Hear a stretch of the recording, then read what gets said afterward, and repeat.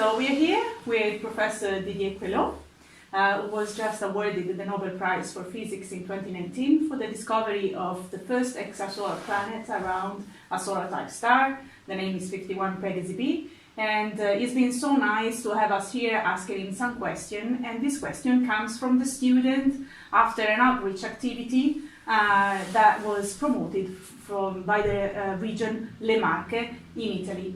So we will have a couple, maybe 4 or 5 questions for you. And should we start with the one from the student directly, yeah? Okay. My pleasure, yes. Have you ever come across obstacles in your career that made you think to give up everything? Oh, interesting questions. I think when you do research, you come across a lot of obstacles. But usually your motivations for what you're doing, is so strong. So it doesn't really prevent you to try. And usually my advice is if you want to be a successful scientist, the first things you have to learn is how you're gonna fail, because you will be failed most of the time. Most of the stuff you're doing will fail. It's part of the science because you're somewhat exploratory. You don't know what you really are going to find. And you should accept it, because sometimes you will be successful. So that is why I'm this kind of failure management is certainly is part of me, and I'm used to it, and doesn't change my motivation.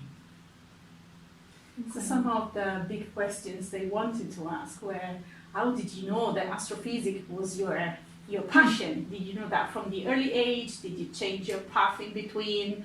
How did you arrive to study physics and astrophysics? Was that something linear or a little bit more of a...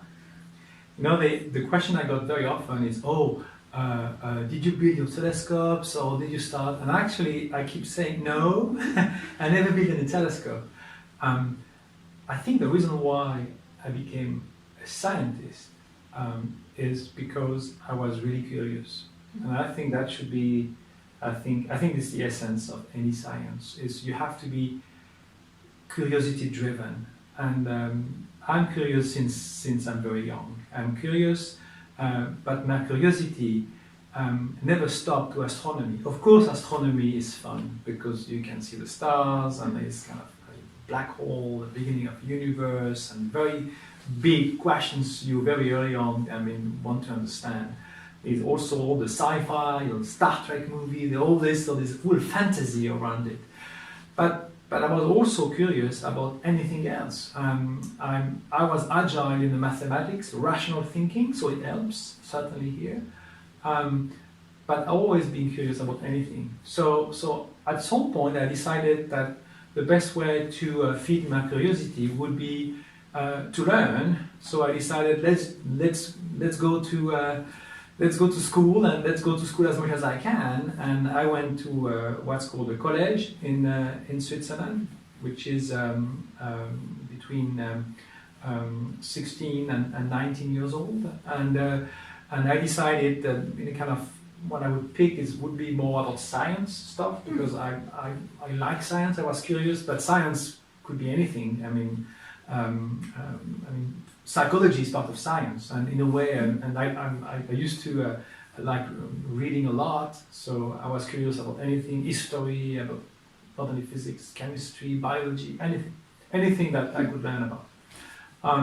And then came up the big questions, what to do next, and I decided that because I was not sure exactly what to do, I would try to do something that would give me all the opportunities.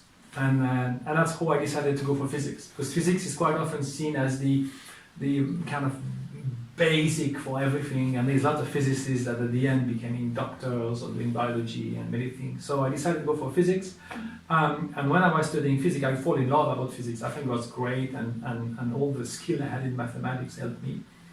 And then astronomy was part of it, and I must say I picked astronomy because I found the lecture was a bit more interesting than others, and I like the idea that to be outside, to go to beautiful places with telescopes. I think it's fun to go to places. And I'm going to Chile, going to Hawaii, and I thought it would be better than to stay maybe at the sun and doing experimental setup. So at the end, it was really emotional decision. Also, I've been influenced by some of the books I read. I mean, Carl Sagan certainly had an impact on me. In the French language, we have Hubert Reeves, which is someone I read when I was maybe 16 years old, 17 years old. So there's a lot of elements together that directed me to astronomy. And I decided to pick this work that led to the discovery of the planet because when I met Michel Mayor for the first time, I decided he's a really cool guy and I want to do a PhD with this guy. I didn't care about the topic, I just wanted to work with him. Yeah, that's so it's amazingly emotionally driven decision. It's not very rational. Yeah, so you have a person generally that motivates you, yes. You know, to reach and go beyond the. But you know, my parents are not scientists. I mean, my father is an accountant. My mother, she used to work in office, and then she did teaching after that. So, young kids teaching. So, nothing to me was directed me into this. I was the first one. I mean, reached the PhD. Oh yeah, I'm the first one in the family having exactly. a PhD, and even having a university master. I was the first one in the family. Yeah, me too. Yeah, a degree as well. Yes. Because my mother started but then finished, so then she got pregnant with me, and then that was it. Oh well. I saw online the speech that you gave when you received the award for the Nobel Prize. And I really liked your speech because you started explaining practically that an achievement, such a discovery that has been 51 Pegasi B, you don't do it alone, but there's a team of many people with technical skills, with different mind thinking, with different bits and pieces that all come together to make actually the discovery possible. Because at that moment you are doing what is impossible to be done with that instrument and with that things that you have on hand. So I'm curious, actually the students are curious to know how much creativity is embedded in the research exercise that brings you to a big discovery like 51 Pegasi B. Well, I think there's a lot of similarity between an artistic drive and a scientific drive, because you have to go beyond what is the usual stuff. So you have to get creativity as part of it. It has to be embedded into it. And actually the one that push the boundaries or the one that are the most creative. But you cannot do that alone because it's a big build-up, because you're using tools that is based on the result of other people. And it's a big build-up, it's a big pyramid. Everybody's bringing pieces here. So I think at the same time you have to acknowledge the fact that alone it would be impossible to do it. And you really build on. There's a famous sentence that is that Newton said, and we are now in the College of Newton here, and he said, I have been lucky because I was sitting on the shoulder of giants, and the giant he was talking about was Galileo, one of them, and Kepler, and the way he established the Newton theory, because before Galileo and Kepler had established other theory he was building on. So science is about this. So I think it's so natural to recognize, and when you get a prize, in a way, it's unfair because they give it to very few people, where there's a lot of people behind, but there's always something at some point that make you a little bit different, that push the boundary, and that's how you can get something a bit unusual. And some of us get a bit more lucky, there's luck also part of it, or doing the right stuff at the right time with the right mindset, and it leads to major discovery, and that's it. Yeah, indeed. Keep an open mind all the time. Yeah. Outside the box. So there is another question that all the students are wanting to ask. I don't know if you want to ask it yourself about, objective. What is your objective at the time. You mean my goal, what Yes, I'm trying to future do? goal. Do you think Nobel is something to arrive to, or do you think there's much more beyond Well, that? I mean, Nobel Prize is an amazing recognition of the work. So in a way, it's a gift and it's responsibility because people expect you to use this for good. So there is a dimension in the Nobel Prize which to me is the communication aspect. That's why I pretty much often try to dedicate part of my time to respond to an interview like this, because I think we're visible and we have to explain what is real science and what is the reason why we do science and why it's so cool to do science. I mean, we would love to have more people, especially more women, into science. We have Italy is pretty good on that, but other countries are really bad. So we're trying to explain that we should have at least half and half, otherwise something is wrong because the brain are the same. So I'm using this for that. My research hasn't changed. I mean, I started to work on discovery of planets.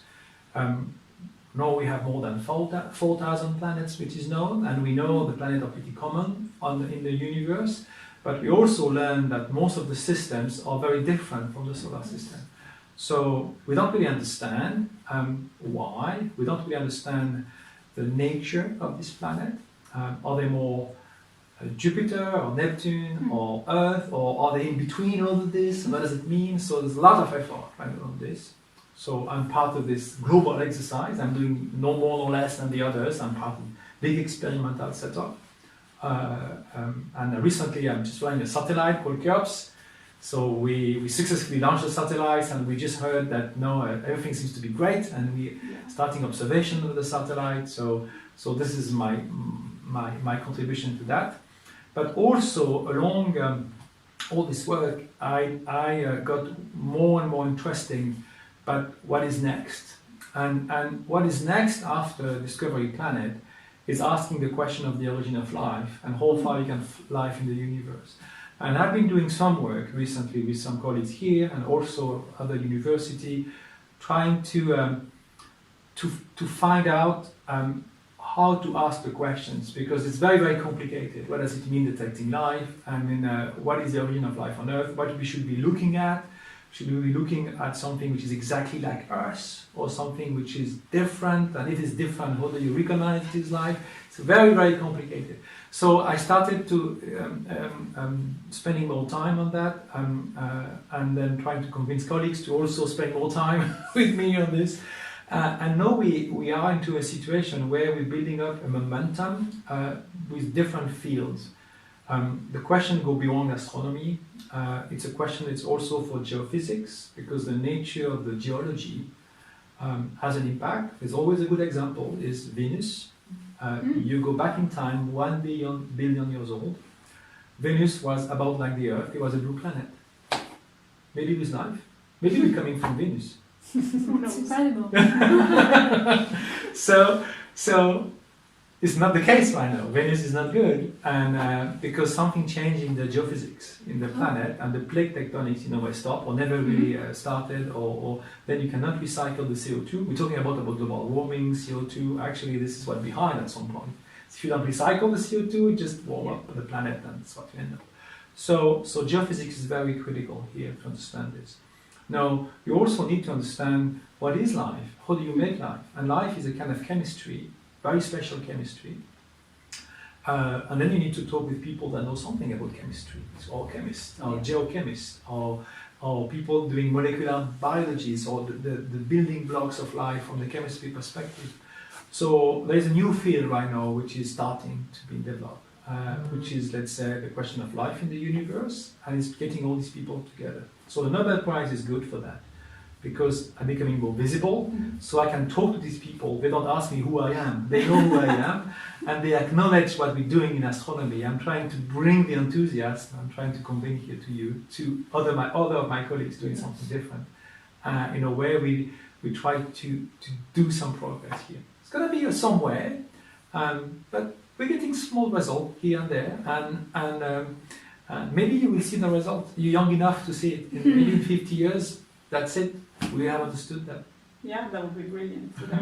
And this final concept maybe gives me the opportunity to ask the question that I had in mind, which is a question that comes from the students as well, because they were asking, please ask Professor Queloz, how does he see the young generation in the perspective of the future? What are their potentials?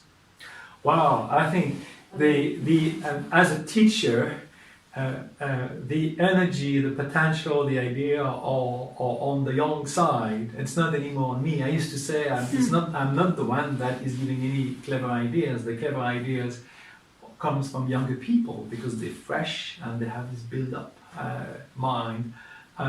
So it's essential. That's why I'm teaching. I keep teaching because it's essential. We have to prepare the next generation. So the young generation is essential.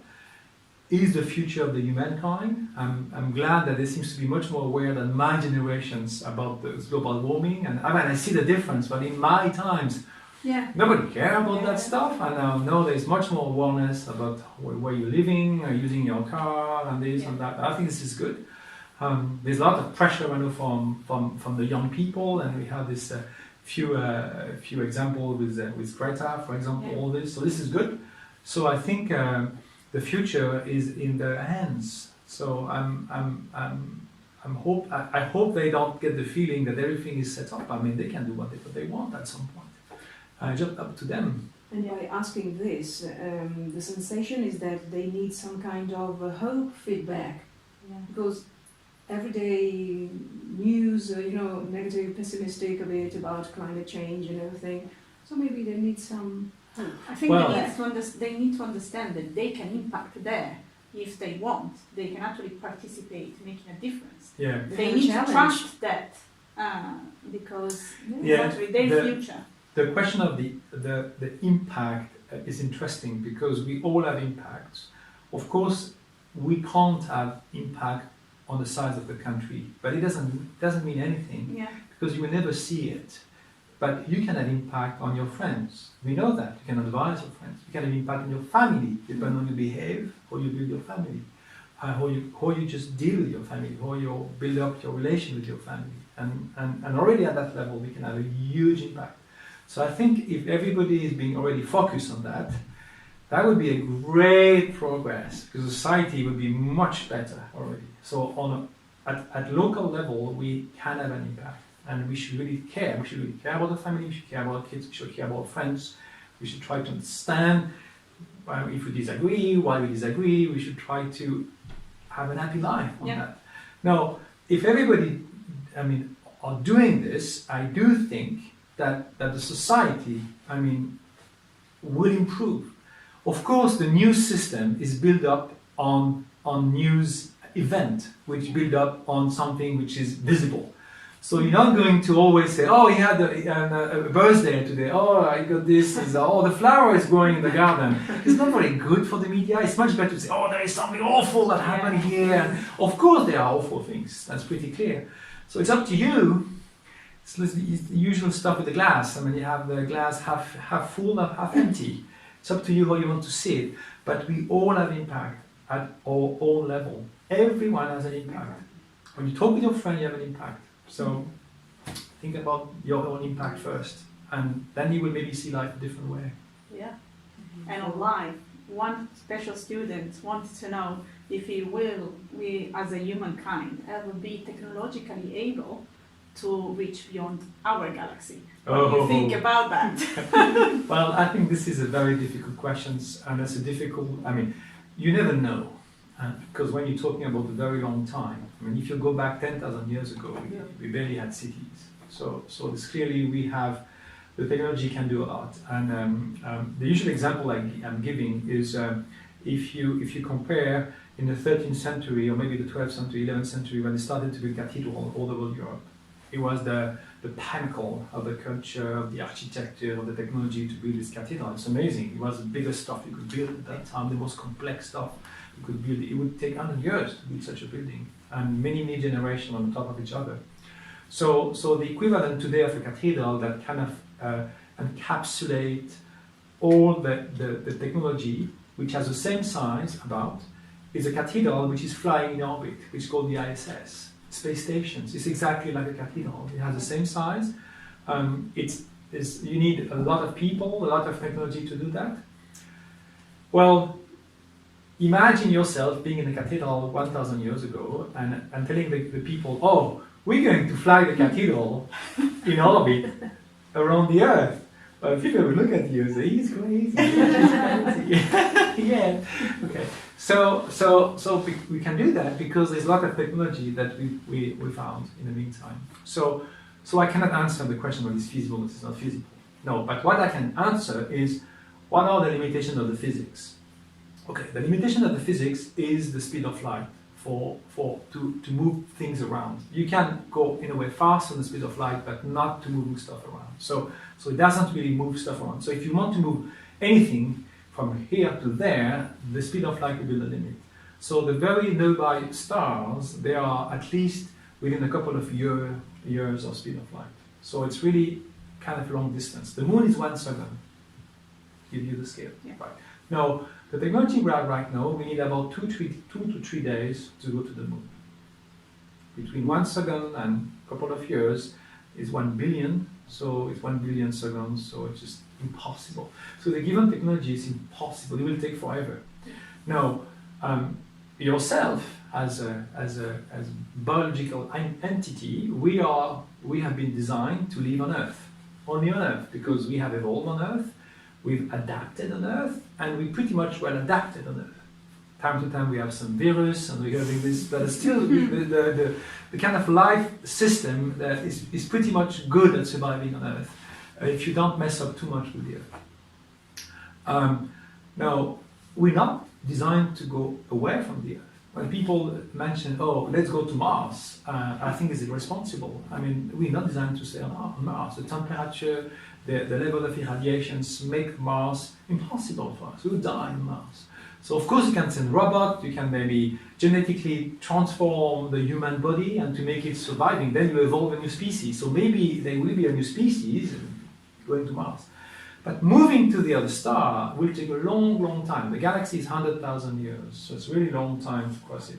Now, even this will be a challenge, even if you think there is a technology that reaches this speed, because there is another rule in physics that says that the mass of when you want to move around will increase if you get closer to the speed of light. And it's not a small increase, it goes really quick in a way that it becomes infinite when you reach the speed of light. So already getting 10% of speed of light, it makes a mass much bigger. So you can imagine you have to fly something, it becomes heavier, but then you have to break that stuff. So where do you get the energy to break it? So it's really, really impossible right now to be done. So I think moving between the stars is really impossible. Living on another planet in the solar system is irresponsible because we're not designed for that. So I think we should better take care of our Earth, a bit like we have to take care, I was mentioning, our friends and the local, because that's easy. It's much more easy to do that than to go somewhere else. Well, do you want to ask a last question so that we don't take too much of his time? Another question from me? If you want. Yeah, that's your time. Yeah, that's your time. I don't know what can I ask particularly.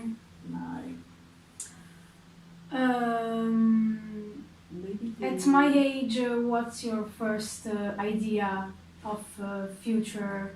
So what is your age? 18. 18. Wow. 18. 18. When I had 18, Maybe it's another idea. When I was 18, I had the feeling I can do anything. Oh. You know what? I still have the same feeling. Why my body tell me I can't. I need to sleep, I need to eat properly, and I cannot travel too much because it's just otherwise it becomes more difficult. 18, you can do anything. I know. The world is in your hand. The world is in your hand. And that will grab be your it. future. Grab it. Yeah. Well, thank you very much, Didier, for this interview. Thank you. Thank you very much. And we will give this interview translated. We will Yes. give it to all the schools in my region, which is Le Marche Very in good. Italy, in the center of Italy. And so for them to listen from your word Good. about the future, about science, about the possibilities that these kids will have if they want to engage in any STEM, so science, technology, engineering, mathematics. Very good. Thank you very much.